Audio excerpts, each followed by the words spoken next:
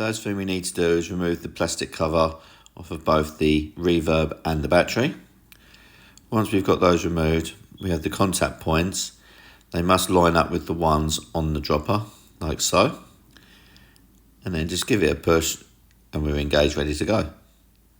Next step, we're going to do the pairing. So hold down the button on the reverb until it flashes, like so. Then we get the shifter. There's a tiny little button. Hold that down until it starts flashing, like so. Now that is the pairing done.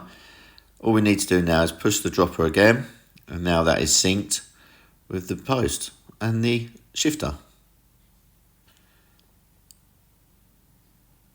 Beautiful. Nice and easy, straightforward.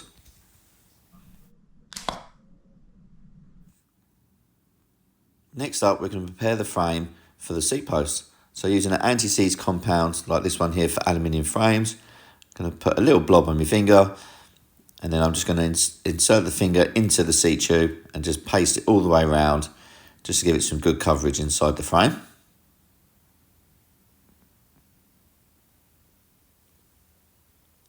I then put some on the seat post as well, just for good measure.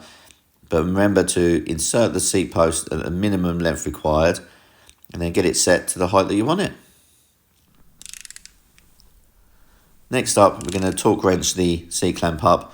Certainly no more than 6 Newton meters, but do go to your frame specification. Now we're going to install the saddle. We want to lightly tighten the seat clamp bolts to start with. Then we're going to set the angle of the seat. So get it to where you think that you need it. Pretty level there, I think. Looks all right. We're then going to nip up the bolts again on the rails. And then we're going to torque wrench these up to 12 Newton meters. Just to make sure they're home and dry, use a torque wrench. And then I torque wrench this bolt up to 6 Newton meters. It didn't have a specification. Next, I'm going to put some carbon paste on the carbon bars, and then we fit the dropper shifter. That is done up at 5 Newton meters.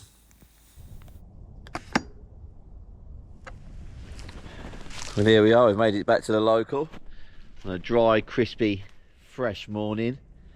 The sun's out, clear skies, and it's a bit like a low-hanging fruit, that sun. It looks like it's lovely, but it isn't. It is freezing cold. But there's your little test for you. Does it work well in the cold? Yes, it does. I've had the normal hydraulic reverb, and it's a little bit slow in the cold, but it still worked. I know some people have had problems with reverbs, but I was very lucky.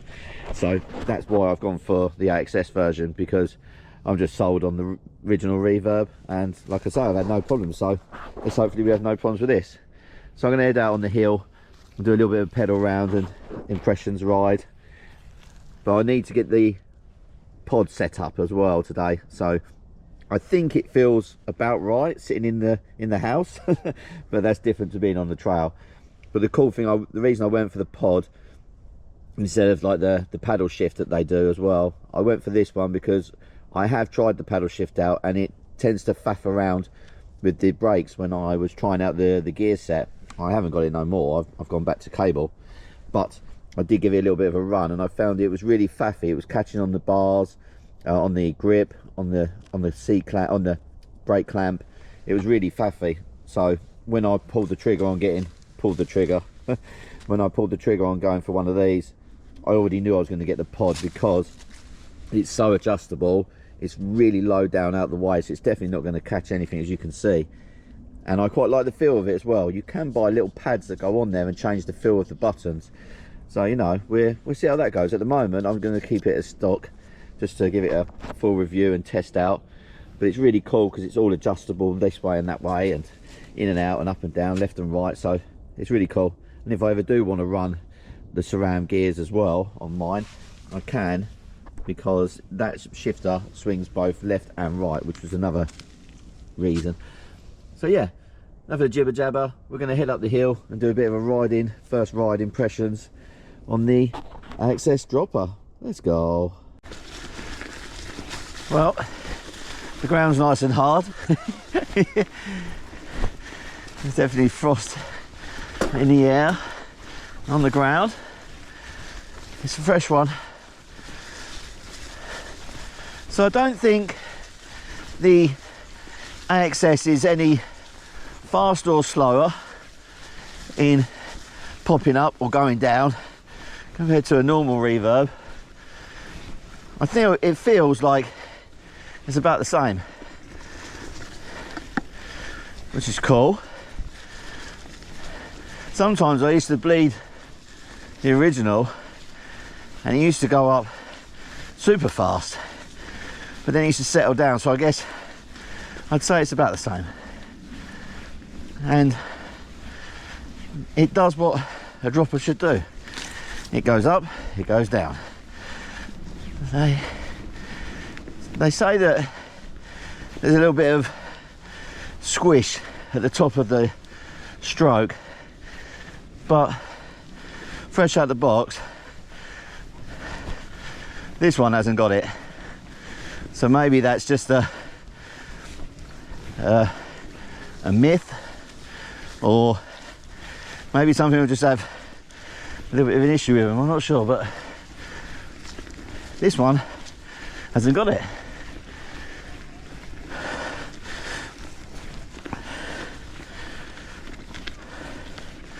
Button feels fine. Feels a bit low. Might swing it up slightly. Cool.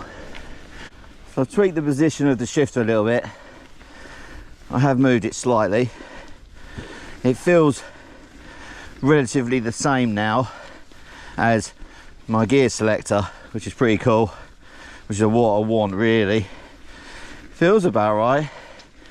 Maybe up just a mil or two, maybe, but otherwise I think we're pretty much there. That's good. Right, so I think we're dropping to a tried and tested trail. The only other thing I might mention is I've come off a 175 reverb, and this is a 170. They don't do a 200mm option at the time of making this video. I'll be honest, I'll be a little bit annoyed if they bring one out now.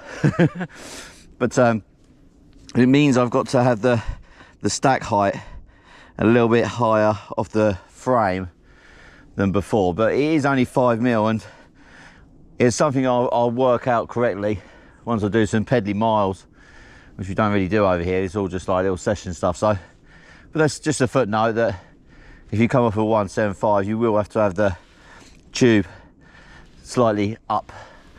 But yeah, anyway, right, hit the dropper, no problems. Handles the cold. Can I though? Oh, it's definitely frosty this morning. The ground feels so firm, and I should have used my brakes before I dropped in, I think. Come on.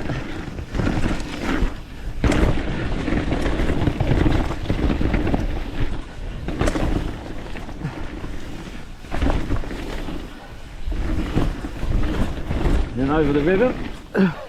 Nice.